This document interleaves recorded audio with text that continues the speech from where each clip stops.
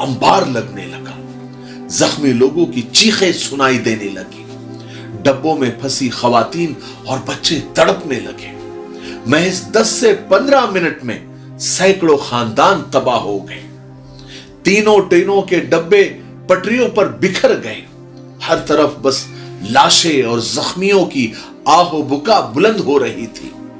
इस हादसे में एक बाप का रुला देने वाला वीडियो वायरल हो रहा है, जो अपने जवान बेटे को लाशों में तलाश कर रहा था। वो गरीब था, वो रो रो कर अपना दर्द बयान कर रहा था। उस गरीब बाप का वीडियो देखकर रोना आ जाता है कि उस बाप के दिल पर सच में क्या बीत रही होगी और उसे क्यों ऐसा लगा कि उसका बेटा मुर्दों में ही होगा। क्यों वो जिंदों में तलाश नहीं कर रहा था? इसलिए कि हादसा ही इतना खतरनाक था। प्रधानमंत्री ने भी जाए हादसे का दौरा किया और रेलवे मिनिस्टर ने भी दौरा किया। मरने वालों को 10 लाख और जख्मियों को 2-2 लाख की मदद का ऐलान किया। लेकिन क्या ये पैसा उन प्यारों के दर्द का मदावा हो सकता है? किसी की मां चली गई, किसी का बाप चला गया, किसी का बेटा चला गया, किसी का जवान बेटा चला गया, किसी के बूढ़े मां बाप चले गए जो इस हादसे का शिकार हो गए। वहां पर जो वीडियो सामने आ रहे हैं, उनके बैग को जब खोला गया तो कोई मिस्त्री था, कोई इलेक्ट्रिशियन था, पता नहीं कोई किस काम पे जा रहा था या कोई काम से वापस लौट रहा था। उसके पास पैसे होंगे, वो घर वालों के पास उसको घर वालों से मिलना चाहता होगा, उनको पैसे देना चाहता होगा। किसी के घर में शादी होगी, किसी के घर में कोई बीमार होगा। क्या ये 10 लाख और 2 लाख उस दर्द का मदावा हो सकता है?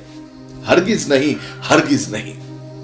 लेकिन बहरहाल ये भारत है, यहां की सियासत राजनीति निचले स्तर की है। लोगों की लाशों पर भी यहां सियासत होती है। जनता और आवाम के दुख दर्द एक तरफ, उनकी लाशें एक तरफ, उनके जख्म एक तरफ, उनकी चीखों पुकार एक तरफ, और नेताओं के एक दूसरे पर इल्जामात और घटिया राजनीति एक तरफ। यहां लोग लाशों में और जख्मियों में अपनों को तलाश कर रहे हैं कि कहीं कोई सांस लेता हुआ मिल जाए। ये तो आवाम की और जनता की हालत है। और दूसरी तरफ नेता लोग एक दूसरे की गलतियां तलाश करने में लगे हुए हैं कि कहीं कोई अपने मुखालिफ, अपने अपोजिशन की कोई गलती मिल जाए और उन्हें सियासत का भरपूर मौका मिल जाए और वो अपनी राजनीति की रोटियां सेक सके।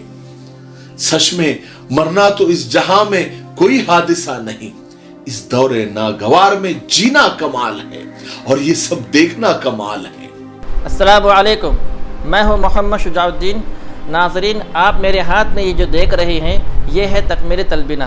तकमीली तलबीना ताकत, सेहत और शिफा के लिए सुन्नत और तिब्ब नबवी का बेहतरीन नुस्खा है। अगर आप अपने इलाके में तकमीली तलबीना का बिज़नेस करके गारंटी के साथ हर महीने 15 से 25 हज़ार रुपये तक कमाना चाहते हैं तो अभी इस नंबर पर कॉल करें 9890963757। मेरी अपनी कंपनी है Takmili food products private limited, Malegaon, India. घटिया राजनीति की एक मिसाल, एक एग्जाम्पल मैं आपको देता हूं कि देखिए नफरत और नफरती चिंटू किस लेवल पर पहुंच गए हैं। इनका मानसिक संतुलन बिगड़ गया है, ये थोड़े पागल जैसे हो गए हैं। इस नफरती, इस जहरीली शख्स को कौन नहीं जानता। इसका तो उठना बैठना, खाना पीना, सोना जागना सिर्फ और सिर्फ नफरत है और नफरत फैलाना है। देश में कहीं भी कुछ भी हो जाए, बल्कि दुनिया में कहीं कुछ भी हो जाए, इस आदमी में ये हुनर है कि इसमें हिंदू और मुस्लिम का एंगल ढूंढ लेता है, जिहाद ढूंढ लेता है। इतने बड़े ट्रेन हादसे में जहां पूरा देश सोगवार है, गम में है, हर कोई एक दूसरे की मदद करने में लगा हुआ है। जो मदद नहीं कर सकते वो कम से कम उन लोगों के लिए दुआएं और प्रार्थनाएं जरूर कर रहे हैं। लेकिन इस बीच इस नफरती आदमी ने एक ट्वीट किया कि ये आतंकवादी हमला भी हो सकता है, मैं इसकी जांच की मांग करता हूं। फिर इसने अपने जहरीले चैनल सुदर्शन पर प्राइम टाइम शो भी किया और उसकी हेडिंग क्या रखी आप देख सकते हैं, बालासोर हादसा है या हमला। लोगों ने इस नफरती चिंटू को उसी की जबान में, मुसलमानों ने नहीं, अरे हमारा देश है, बहुत प्यारा है, बहुत खूबसूरत है, पॉजिटिव लोग और अमन पसंद शांति प्रिय लोगों की आज भी मेजॉरिटी है, अक्सरियत है। कुछ हमारे हिंदू भाइयों ने उसी की जबान में उसको जवाब दिया, हजारों जवाब दिए। आप देखेंगे तो आपको हंसी आ जाएगी और आपको गुस्सा भी आएगा। कुछ रिप्लाई ऐसे थे जो मैं आपको यहां बताता हूं। अमित कुमार वेंदिया ने अपने जवाब को गाली से शुरू किया, आप देख सकते हैं। और वो लिखते हैं कि अगर तू कहीं बेटा मिल जाए जनता को तो वो तुझे फुटबॉल बना देगी। ये जो तू हर बात में हिंदू मुस्लिम का एंगल ले आता है ना, देखना कहीं तेरे ही सब एंगल जनता सीधा ना करते। आगे लिखते हैं कि थोड़ी दया, करुणा, इंसानियत, नैतिकता रख ले। और फिर आगे एक यूजर प्रतीक सिंह लिखते हैं कि तुम चिंटू के चिंटू ही रहोगे। एक और यूजर नीतीश कुमार लिखते हैं कि हर निकम्मेपन में तुम्हें आतंक की साजिश तुम ढूंढ लो और अपने निकम्मेपन को छुपा लो।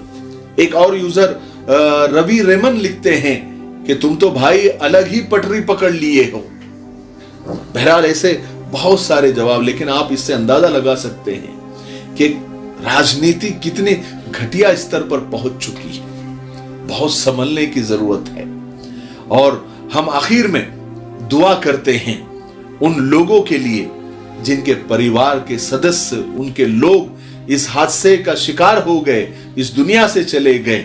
हम उनके लिए भी दुआएं करते हैं। और जो जख्मी हैं हम उनके जल्दी सेहतयाब होने की भी दुआएं करते हैं कि ऊपर वाला उन्हें जल्द से जल्द स्वस्थ बनाए, सेहतमंद बनाए और वो अपने काम पर लग जाए। और ये भी दुआ करते हैं कि आइंदा ऐसा कोई हादसा, ऐसा कोई ट्रेन हादसा, बस हादसा या फिर कोई भी हादसा ना हो जहां लोगों को अपनों को खोना पड़े। ठीक है, मुझे आप लोग ये बताइए इस शख्स के जो जहरीले ट्वीट पर आपका क्या कहना है? आप क्या रिप्लाई, अगर आप देखते तो आप क्या रिप्लाई देते? कमेंट में आप जरूर बताएं। दोस्तों, भाइयों और साथियों, लीजिए आपकी सेवा में हम एक ऐसा हलवा पेश कर रहे हैं जिसका नाम यंग राइडर है, जो सरकार से मान्यता प्राप्त है, मंजूर शुदा है, जिसका कोई साइड इफेक्ट नहीं, 100% आयुर्वेदिक। ये हलवा न सिर्फ आपकी मर्दाना कमजोरी को भरपूर ताकत में बदल देगा, आपकी वीर्य मणि धातु को गाढ़ा करेगा, आपकी टाइमिंग को बढ़ाएगा, बल्कि आपके नर्वस सिस्टम को ताकत देकर आपको एक हेल्दी मर्द बना देगा। खर्च कम, फायदे अनेक। एक मर्तबा जरूर आजमा लीजिए, देख लीजिए, जिंदगी भर आप याद रखेंगे।